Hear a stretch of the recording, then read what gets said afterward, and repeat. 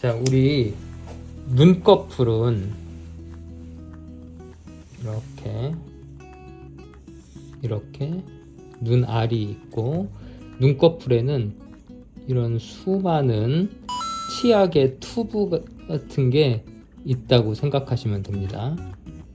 그 중에서 요 하나의 튜브만 여기가 나오는 입구라고 생각하시면 요렇게 생각하시면 됩니다.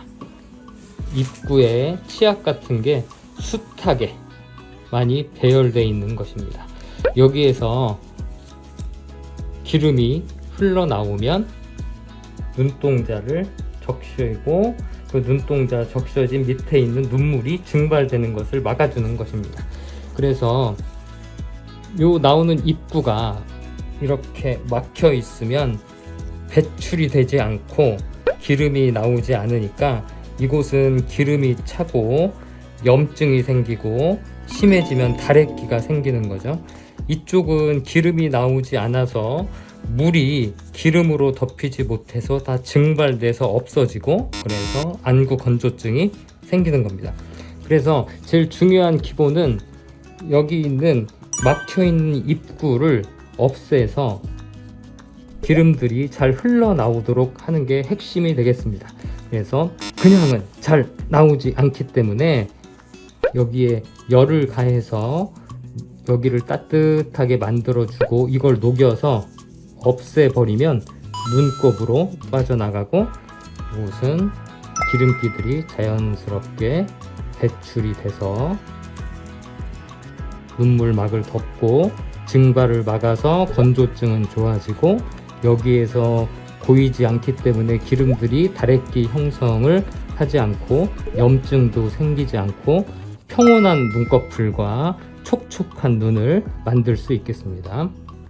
이 치약을 예를 들어서 기름이 배출되는 걸 설명드렸는데, 기름 앞을 막고 있던 이런 막고 있는 기름때들이 떨어지고 자연스럽게 배출이 되도록 유도하는 게 좋고, 여기에 열을 더 가해서 더 배출되도록 하면 좋지만, 그렇게 해도 고여있는 찌들어 있는 기름때들은 잘 배출이 안 될 수 있어서 이런 건 물리적으로 짜서 배출시키면 깔끔하게 이곳에 있는 튜브에 있는 기름때들이 배출이 되고, 그래서 눈꺼풀에 있는 각 튜브들은 깔끔한 상태를 유지하고 조금 더 촉촉한 눈을 만들 수 있어서, 화학적으로 열을 가하고 물리적으로 짜내는 방식이 병용되면 훨씬 효과가 좋은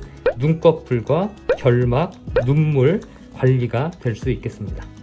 자, 우리 눈꺼풀에 있는 치약 같은 여러 가지 튜브들에서 입구를 열고 물리적으로 짜내서 기름때를 바깥으로 배출시키고 눈꺼풀을 건강하게 만들고 눈을 촉촉하게 만드는 기전에 대해서 설명을 드렸는데, 실제 아까 치약처럼 반고형물일 수도 있고 조금 더 부드러울 수도 있고 중간 정도일 수 있습니다. 그래서 각자 그게 얼마나 유동성이 있는 물질일수록 더 잘 나오는지 한번 우리가 테스트를 해보도록 하겠습니다.